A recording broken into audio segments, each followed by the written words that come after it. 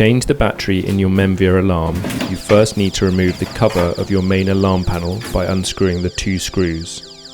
The alarm will then sound. To silence the alarm, enter your 4-digit user code. With the panel now open, locate the battery and remove the 2 terminals, red and black, making sure these don't touch each other, and removing and replacing the battery. Please note, there is live 240 volt power in the transformer, so please be careful and make sure you don't touch this. Also, please make sure you don't knock any of the other wires in the panel, as these may cause your alarm to stop working. Now replace the lid, making sure you replace screws firmly. Please note, to reset the alarm, an engineer reset is required, meaning that you need to book in an engineer to visit the site and reset the system.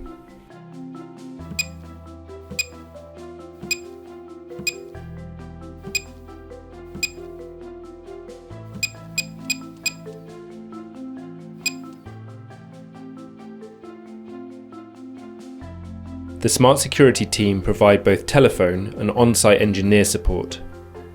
Simply contact our team explaining your needs and we'll get your system fixed.